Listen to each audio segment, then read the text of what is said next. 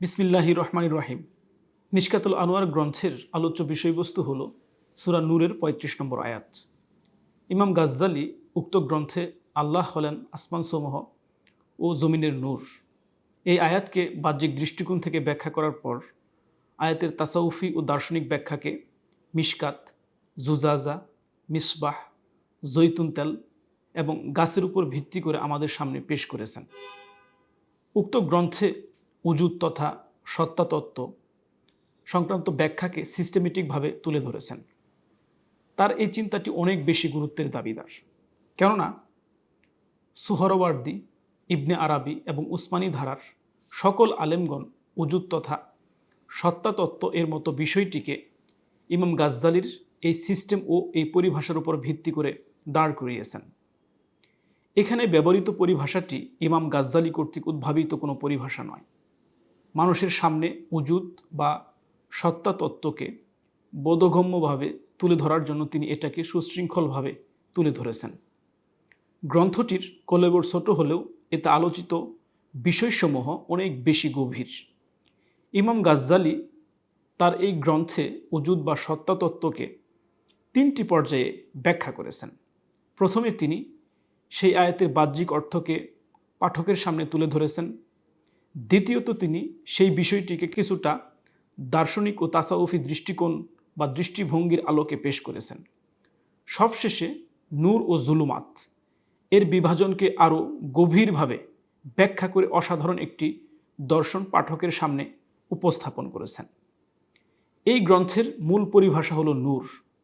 এটাকে সহজভাবে বোঝার জন্য আমরা নূর শব্দের পরিবর্তে উজুদ বা সত্তাতত্ত্ব শব্দটিকে ব্যবহার করতে পারি। তখন আমরা ইমাম গাজ্জালী যা বোঝাতে চেয়েছেন সেটার মূল বিষয়বস্তুকে ধরতে পারব।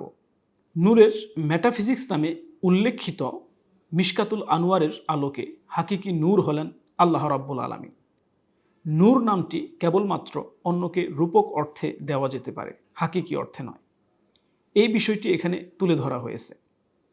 এখানে প্রথম পর্যায় হলো নূরকে সাধারণ মানুষদের বোধগম্যতার পর্যায়ে সামনে রেখে ব্যাখ্যা করা। দ্বিতীয় পর্যায় হলো খাওয়াস তথা চিন্তাগতভাবে একটু উপরে অবস্থানকারীদের বোধগম্যতার পর্যায়কে সামনে রেখে ব্যাখ্যা করা। আর তৃতীয় পর্যায়ে এসে এটাকে খাওয়াসুল খাওয়াস তথা চিন্তাগতভাবে যারা সর্বোচ্চ পর্যায়ে অবস্থান করেন তাদের বোধগম্যতার পর্যায়কে সামনে রেখে ব্যাখ্যা করা হয়েছে। এই পর্যায়ে এসে হাকিকত সর্বোচ্চ নূর হিসেবে উদ্ভাসিত হবে। নূরের ব্যাখ্যা। ইমাম গাজ্জালী তার এই গ্রন্থে নূরের অসাধারণ ব্যাখ্যা করেছেন। সাধারণ জনসাধারণ মূলত ইন্দ্রিয়ের মাধ্যমে উপলব্ধি করে থাকে। ইন্দ্রিয়ই হলো তাদের নিকট উপলব্ধির সবচেয়ে বড় মাধ্যম। আর এই ইন্দ্রিয়ের সবচেয়ে বড় শক্তিশালী হলো দৃষ্টিশক্তি বা চোখ। অর্থাৎ সাধারণ মানুষ তার দৃষ্টিশক্তির মাধ্যমে উপলব্ধি বা বোঝার চেষ্টা করে।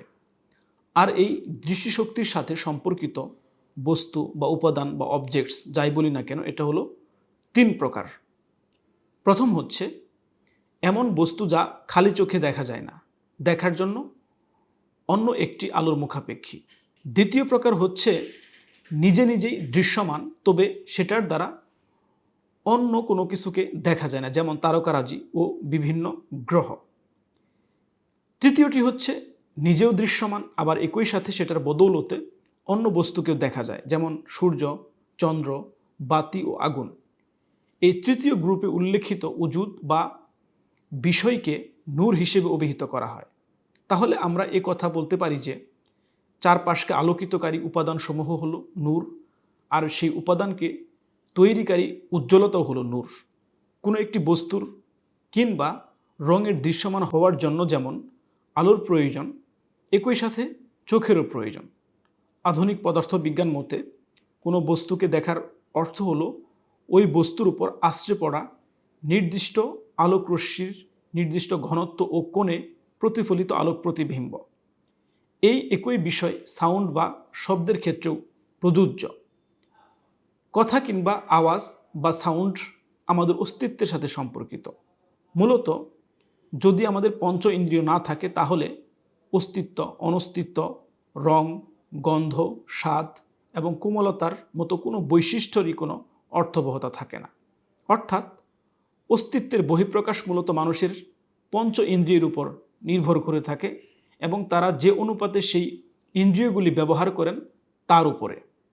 তবে এই বিষয়টি সমগ্র মানবতার প্রশ্নে আসলে সকল মানুষের নিকট মুতলাক বা শর্তহীনভাবে প্রতিবাদ হওয়া সম্ভবপর নয়। কেননা জাহির বা প্রকাশিত হওয়া বিষয়টি আপেক্ষিক একটি বিষয়। কোনো একটি বিষয় একজনের নিকট সুস্পষ্ট হলেও অন্যজনের নিকট তা সুস্পষ্ট নাও হতে পারে। পরিবর্তনশীলতার এই বিষয়টি সম্মোদিত ব্যক্তির যোগ্যতার উপর নির্ভরশীল। এখানে কোনো কিছুকে সুস্পষ্ট করার ও একে অপরের সাথে পার্থক্য করার যোগ্যতার বিষয়টি সামনে চলে আসে। একজন ব্যক্তি অনেক অর্থকে একে অপরের থেকে যতটুকু পৃথক করতে পারে এবং সূক্ষ্মাতি সূক্ষ্ম বিষয়কে যত বেশি বের করে আনতে পারে সে তত বেশি জ্ঞানী। যেমন একজন সাধারণ মানুষের চেয়ে একজন উদ্ভিদ বিজ্ঞানী একটি বনের গাছসমূহকে ও সেই সকল গাছের বিশেষত্বকে অনেক বিস্তারিতভাবে তুলে ধরতে পারবে। এটা তার মধ্যকার পার্থক্য করার যোগ্যতাকে প্রকাশ করে থাকে। এটা হলো তার জ্ঞানের গভীরতা ও বিস্তৃতির প্রমাণ। এখানে মজার বিষয় হলো এই মহাবিশ্বে যা কিছু আছে তা মানুষের থেকে স্বতন্ত্রভাবেই আছে।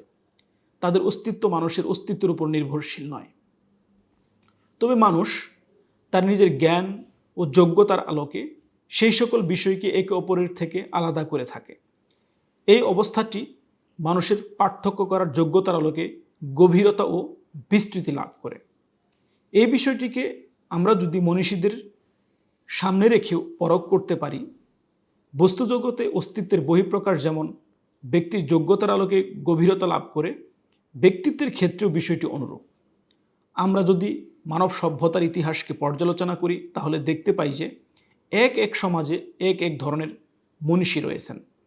তারা যে সমাজে জন্ম নিয়েছেন বা বসবাস করেছেন তারা সেই সমাজে বা অঞ্চলে সমধিক পরিচিত।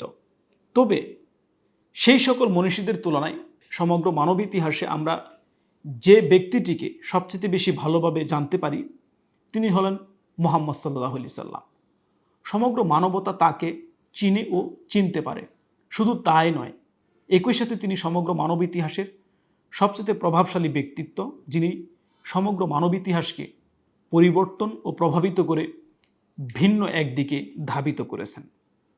হযরত পয়গম্বর সাল্লাল্লাহু আলাইহি সাল্লাম হলেন এমন এক সৃষ্টি যিনি একই সাথে কামিল তথা পরিপূর্ণ, আবার একই সাথে অন্য মানুষদের পূর্ণতার বিষয়টিও তার অনুসরণের সমানুপাতিক। অর্থাৎ অন্য মানুষরা ততটুকুই পূর্ণতা লাভ করবে যতটুকু তাকে অনুসরণ করবে। অর্থাৎ আমরা এই কথা বলতে পারি হযরত পয়গম্বর সাল্লাল্লাহু আলাইহি সাল্লাম, আমরা উপরে নূরের যে ত্রিমাত্রিক একটি শ্রেণীবিন্যাস করেছি সেই তিনটি তার মধ্যে আছে। অর্থাৎ একই সাথে তিনি দৃশ্যমান, আবার তার মাধ্যমে অন্য কিছু দৃশ্যমানকারী, নূরের সমানুপাতিক। আমরা আমাদের নবীকে নূর সমূহের নূর হিসেবে নামকরণ করতে পারি। এর অর্থ হলো ইসলামী সভ্যতা যদি সামাজিক জীবনে অস্তিত্ববান থেকে থাকে তাহলে সেটা রূপদানকারী হলেন হযরত পয়গম্বর সাল্লাল্লাহু আলাইহি সাল্লাম। তার প্রচারিত নূরের আলোতেই ইসলামী সভ্যতা সামাজিক জীবনের ক্ষেত্রেও অস্তিত্ব লাভ করতে পেরেছে।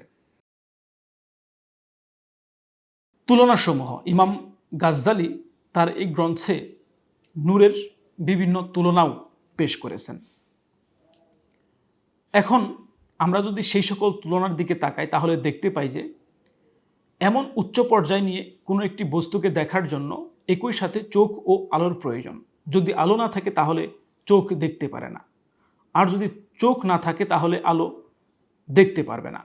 সৃষ্টি বা অস্তিত্বের উদ্ভাসিত বা বহিঃপ্রকাশ হওয়ার জন্য চোখ যতটুকু গুরুত্বপূর্ণ, কিন্তু চোখের অনেক ঘাটতি রয়েছে। যেমন চোখ অন্যকে দেখতে পেলেও নিজেকে দেখতে পারে না, দূরের কিংবা পর্দার আড়ালের কোনো কিছু দেখতে পারে না, কোনো কিছুর উপরিভাগ দেখতে পারে কিন্তু অভ্যন্তরীণ দিককে দেখতে পারে না। সৃষ্টি সকল কিছুকে নয়, তবে এক অংশকে দেখতে পারে। সসীম বস্তুকে দেখতে পারে কিন্তু অসীমকে পরিগ্রহ করতে পারে না বা দেখতে পারে না।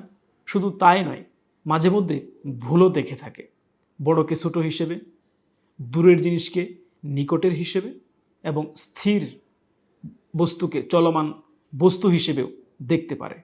এগুলো হলো আমাদের চোখের অসম্পূর্ণতা বা ঘাটতি। যদি এই সকল ঘাটতি ও অসম্পূর্ণতা থেকে মুক্ত কোনো চোখ থাকে আর সেটাকে যদি নূর বলা হয়, তাহলে কি সেটা সঙ্গতিপূর্ণ হবে না?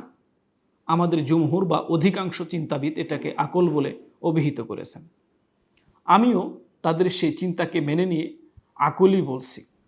চোখের তুলনায় আকল নূর নামে অভিহিত হওয়ার ক্ষেত্রে বেশি হকদার, কেননা আকল চোখের তুলনায় সামগ্রিক সৃষ্টিতত্ত্বকে বোঝার ক্ষেত্রে সামগ্রিক একটি মাধ্যম, কেননা এর মাধ্যমে আমরা সৃষ্টিতত্ত্বের এমন অগণিত বিষয়কে জানতে ও বুঝতে পারি যার কোনো তুলনাই হয় না।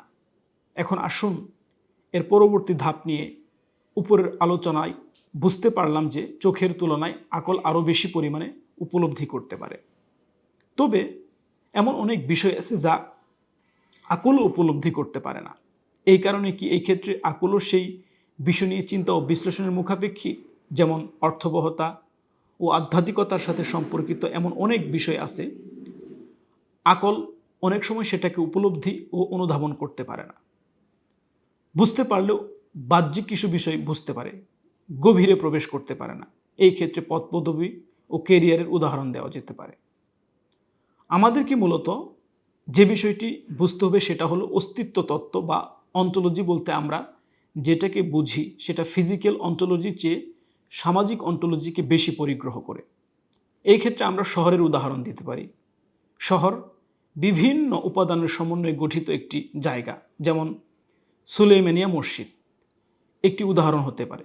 সুলেইমানিয়া মূলত পাথরের একটি স্তূপ, কিন্তু মহাস্থপতি সিনান এই পাথরের স্তূপকে এমনভাবে সাজিয়েছেন যে যেন দেখতে সুন্দর দেখায় এবং মানুষ যেন সেটাকে দেখে পরিতৃপ্ত হয়। এই উপমা থেকে বোঝা যায় যে স্থাপত্য বলতে আমরা যা বুঝি সেটা মূলত এমন কিছু নির্দিষ্ট সম্পর্কের উপর ভিত্তি করে নির্মিত একটি বিষয়। এই বিশ্লেষণকে আমরা শহর এমনকি সামাজিক অস্তিত্ব বা অন্টোলজির উপরও প্রয়োগ করতে পারি। যদি এই গ্রন্থে তার আলোচিত সৃষ্টিতত্ত্বের দিকে তাকাই, তাহলে দেখতে পাই যে আমাদের মুতাফাক্কির ও আলেমগণ সৃষ্টিতত্ত্বকে দুই ভাগে বিভক্ত করেছেন। এর মধ্যে প্রথমটি হচ্ছে মানুষের কোনো প্রকার হস্তক্ষেপ ব্যতীত যে সৃষ্টি রয়েছে সেটি, আর দ্বিতীয়টি হচ্ছে মানুষ কর্তৃক তৈরিকৃত জগৎ, যেমন ভালো ও মন্দ, সুন্দর ও অসুন্দর, পদপদবীর মতো মানুষের কাজের মাধ্যমে তৈরি হওয়া আধ্যাত্মিক ক্ষেত্র। একটি সমাজও মূলত এই সকল বিষয় নিয়ে গঠিত হয়। এইভাবে মানুষ ফিজিক্যাল বা বস্তুগত দুনিয়ার ওপর নিজেদের কর্মের মাধ্যমে দ্বিতীয় একটি জগৎ তৈরি করে থাকে। মানুষের তৈরি করা এই জগৎ বস্তুগত জগতের মতো পদার্থ দ্বারা তৈরি নয়। অন্য কথায় বলতে গেলে তাকউইনি আমর বা আদেশ হলো বস্তু জগৎ অর্থাৎ ফিজিক্যাল ওয়ার্ল্ড, আর তাকলিফি আমর বা তাকলিফি আদেশ হলো মানুষকে দেওয়া আখলাকি দায়িত্ববোধসমূহ। ইসলামী দৃষ্টিকোণ থেকে চিন্তা করলে এই দায়িত্বসমূহ বা এই আদেশ ও নিষেধসমূহকে দেওয়া হয়েছে মানুষের অস্তিত্বকে সংরক্ষণ করার জন্য, কেননা দিনের উদ্দেশ্য হলো মানুষের অস্তিত্বকে রক্ষা করা। এই আদেশ ও নিষেধসমূহ বা তাকলিফি আদেশ হলো মানুষের প্রয়োজন। এই জন্য সমগ্র তাকলিফি আমরই কল্যাণকর।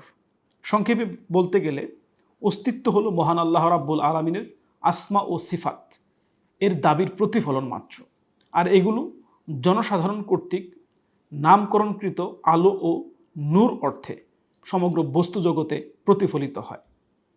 এরপর আকলি সৃষ্টি হিসেবে মানুষের সামাজিক প্রতিষ্ঠান ও বিধান হিসেবে অস্তিত্বের জগতে প্রকাশিত হয়। মূলগত দিক থেকে সামাজিক প্রতিষ্ঠান ও বিধানের মূল বিষয়সমূহ ওহী কর্তৃক গঠিত। মানুষ যখন ওহীর নির্দেশনার কারণে পয়গাম্বরকে অনুসরণ করে, তখন সেই অনুসরণের ফলে তারা একটি নির্দিষ্ট সংহতিতে প্রবেশ করে। ইমাম নাসাফির ভাষায় মুসলমান শুধুমাত্র নিজের অস্তিত্ব রক্ষা করার জন্য কাজ করে না, বরং সে তার আশেপাশের যে মানুষ রয়েছে, যেমন পরিবার, প্রতিবেশী ও বন্ধু বান্ধবদেরও নিরাপত্তা ও অধিকারের রক্ষার জন্য কাজ করে থাকে। আর তাদের দায়িত্ব হলো আপনার নিরাপত্তাকে নিশ্চিত করা। মুসলমান হওয়ার অর্থ যখন অপরের অধিকার ও নিরাপত্তা নিশ্চিত করা হয়, তখন দেখা যাবে যে পরিকল্পনা না করলেও এমনিতেই সমাজের মধ্যে শক্তিশালী একটি সংহতি সৃষ্টি হবে। এখানে আমরা দুইটি নূরের প্রতিফলন দেখতে পাবো। একটি হলো সাহাবায়ে কেরাম, তারা ইসলামকে গ্রহণ করে নিজেদের অস্তিত্বের মধ্যে আল্লাহর রাসূলের নূরের প্রতিফলন ঘটিয়েছেন এবং এইভাবে একটি সমাজ তৈরি হয়েছে। এই সমাজ হযরত পয়গম্বর সাল্লাল্লাহু আলাইহি সাল্লাম থেকে যা শিখেছে সেটাকে হুবহু নিজেদের সমাজে বাস্তবায়ন করেছে এবং শাহাদাত এর মাধ্যমে সেটাকে বর্ণনা করেছে। দ্বিতীয় যে পর্যায়ে এসে আমরা নূরের প্রতিফলন দেখতে পাই সেটা হলো দ্বীনকে সঠিকভাবে বোঝা সংক্রান্ত জ্ঞানের ক্ষেত্রে। এই জ্ঞান সৃষ্টি হওয়ার অন্যতম কারণ হলো রাসূলুল্লাহ সাল্লাল্লাহু আলাইহি সাল্লাম ও সাহাবীগণ কিভাবে বসবাস করেছেন সেটাকে বোঝা। আর এটাকে বুঝতে গিয়ে আমাদের আলেমগণ সেই বুঝ বা উপলব্ধিকে পারিভাষিকভাবে তুলে ধরে দ্বীনি জ্ঞানের উৎপত্তি ঘটিয়েছেন। এই বিষয়গুলোকে যদি ইমাম গাজ্জালির পূর্বের কথার সাথে সম্পর্কিত হিসেবে চিন্তা করি তাহলে দেখা যাবে যে এমন একটি বস্তু জগৎ রয়েছে যেটাকে আমরা পঞ্চ ইন্দ্রিয়ের মাধ্যমে উপলব্ধি করি, আর একটি আধ্যাত্মিক জগৎ রয়েছে যেটাকে আমরা আকলের মাধ্যমে উপলব্ধি করি। এই দুনিয়া আকল ও অর্থের মাধ্যমে গঠিত দ্বিমাত্রিক এক দুনিয়া। আমরা যদি এই দুনিয়াকে শুধুমাত্র পঞ্চ ইন্দ্রিয়ের মাধ্যমে উপলব্ধি করি তাহলে সেটাকে বলা হয় পজিটিভিজম। আর এই পজিটিভিজম সকল ঘটনা প্রবাহকে বস্তু জগতের বহিঃপ্রকাশ হিসেবে এবং সমাজকে জাগতিক কিছু মূলনীতির আলোকে ব্যাখ্যা করে থাকে। কিন্তু মুসলিম দৃষ্টিভঙ্গি অনেক বেশি বিস্তৃত। এই দৃষ্টিভঙ্গি পজিটিভিজমকে পরিগ্রহ করার পাশাপাশি আরও অনেক গভীরে নিয়ে যায়। এখানে একজন মুসলিম জানে এই জগৎ বহুমাত্রিক। সে এটাও জানে যে মানুষ তার যোগ্যতাকে বিকশিত করার মাধ্যমে এই সকল বহুমাত্রিকতাকে জানতে পারে। মহান আল্লাহর নাম ও সিফাতসমূহ বস্তু জগতে সসীম, কিন্তু মানুষের মধ্যে অসীম পরিমাণে প্রতিফলিত হয়। আর এই প্রতিফলন মানুষের মধ্যে মূলত আখলাকি পূর্ণতা বা আখলাকি কামালিয়াত হিসেবে বাস্তবায়িত হতে থাকে। যে যত বেশি প্রচেষ্টা চালাবে সে তত বেশি পরিমাণে সেই অবস্থার সাথে সম্পৃক্ত থেকে বেঁচে থাকতে পারবে। এই অবস্থাকে আমরা বস্তু জগৎ ও আধ্যাত্মিক জগৎ উভয়কে উপলব্ধি করার ক্ষেত্রে চিন্তা করতে পারি। এই ক্ষেত্রে একজন উদ্ভিদ তত্ত্ববিদের উদাহরণকে বিবেচনায় নেওয়া যায়। সে একটি গাছকে কতটুকু বুঝতে পারে সেটা গাছের সাথে তার সম্পর্কের সমানুপাতিক। অনুরূপভাবে মহান আল্লাহ রাব্বুল আলামিনের তাজাল্লিও সর্বস্থানে বিস্তৃত, আর সেটার সাথে কতটুকু সম্পর্ক স্থাপন করতে পারবো সেটা আমার অবস্থা ও যোগ্যতার সাথে সম্পর্কিত।